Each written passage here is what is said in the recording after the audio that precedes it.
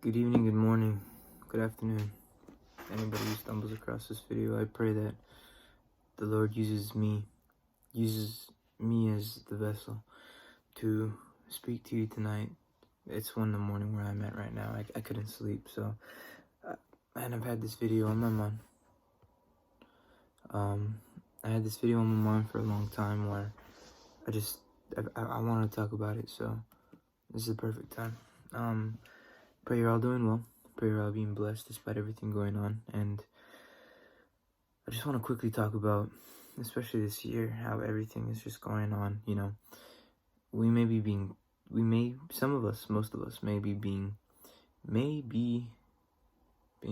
doesn't matter, maybe being tried and tested, like Job was. At one point, when I was going through a really bad breakup, I read Job. I was on YouTube one time and I was reading comments and it said, for anybody feeling this way, read Job. I read Job and I needed it. At that moment in time, I really did need it. It was a pretty sad story. If you read it, you'll understand. The end was good. The end is great, as they all usually are. In Job, it's a story about a man who literally he hasn't made. Before everything, he hasn't made. He had sheep, he had animals, he had sheep, he had cows, he had horses, he had land. He had it made. For a guy back then, he had it made. And he went through various tests because he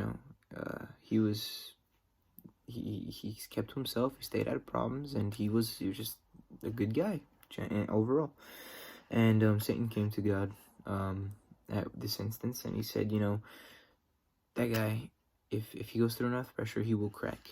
And God's like, all right, well, for the first test, he was like, as long as you don't hurt him, do what you feel, do what you want, with everything that he has. So Job's sheep die, his animals die, his farmhands are dead, killed. There's an instance where his sheep are burned in the fire along with the farmhands, and he loses practically everything that he had worked for. Just like kind of what's going on right now with COVID and everything in between for a lot of people. My grandfather owns a restaurant. A lot of people are losing their business because of what is going on, because of the shutdown and all that. Second instance, or actually in the first trial still, there's a second instance where all his sons and daughters, they're all eating dinner in the house, and a strong wind blows the house, basically into whatever. There was a strong wind, and all his sons and daughters die. A messenger comes to say, Job, this is what happened. I'm the only one who survived to come and tell you this.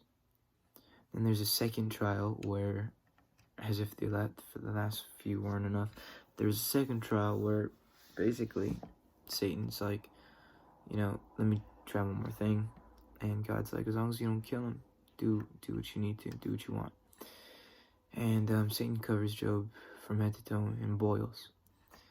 And just like COVID, a lot of people are going through some health issues. A lot of people are going through, not only if they're getting sick, being isolated, mental issues. And a lot of people, with churches being closed, and maybe it's tougher for them to gather online. Spiritual issues. They're fighting. Spiritually, they're fighting. Mentally, they're fighting. And physically, they're probably also fighting. We don't know what anyone's going through, so that's why you try to be as kind and as great to to everybody as you can.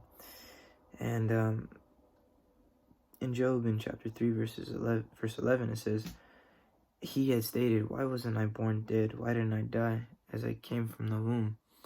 He had gone through all of what I had previously mentioned, and then he started, Lord, what's going on? I had all these possessions. I had all these things. Life was going good. I stayed out of trouble. And they're all gone like that. All his children gone.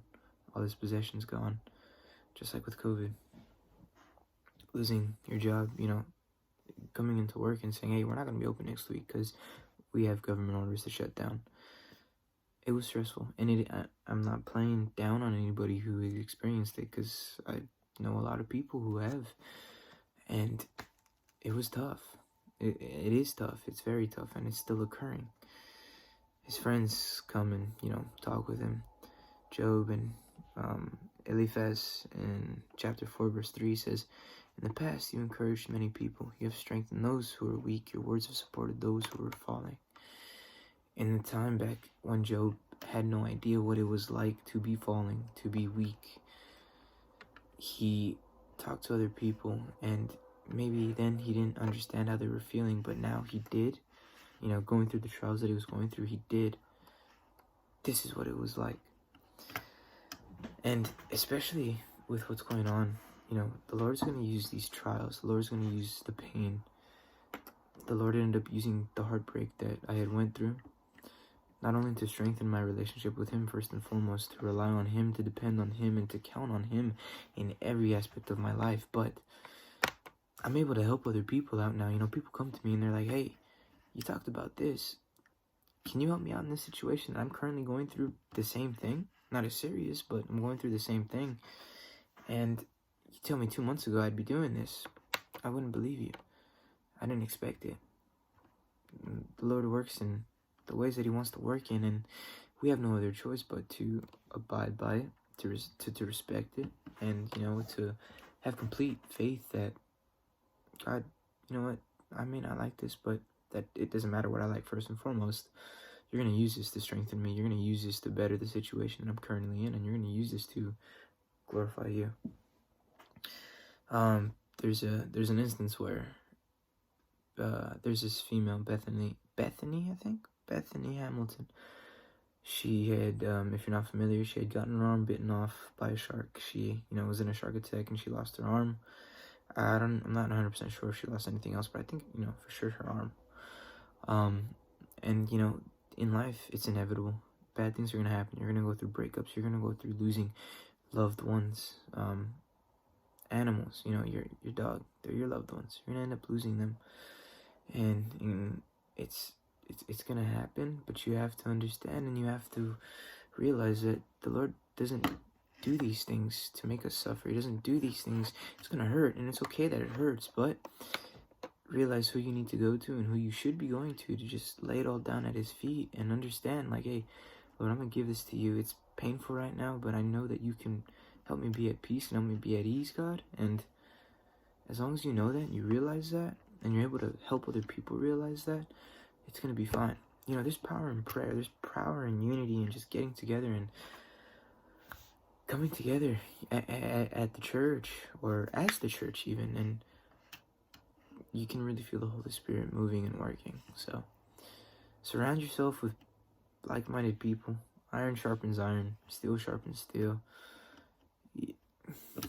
It's the best thing possible that you can do, especially in these times. Get to know the Lord. Get to sit down, talk with God, especially with the isolation and everything, where between most of us are probably between four walls constantly, and that's not good. That's not good for your health. That's not good for your mental. It's not good for your spiritual if you're keeping God away either. Pray to God, talk to him, have a conversation. And if you feel like you don't know how to talk to him like you're going to talk to me. Talk to him like you're going to talk to your mom or your dad or your best friend. That's who the Lord is. He's your best friend at the end of the day. You don't have to talk to him. Respect him, obviously. But you don't have to feel intimidated to talk to him. Come as you are. I just want to be that message tonight. I feel like the Lord really wanted me to get that out there, so... Again, the Lord is going to use all our trials, all our pain, and all our heartbreaks as lessons, as experience. And he's going to let those be ways for us to use as our platform to glorify him, to point people in the direction to him. God bless you guys. Be safe. Take care.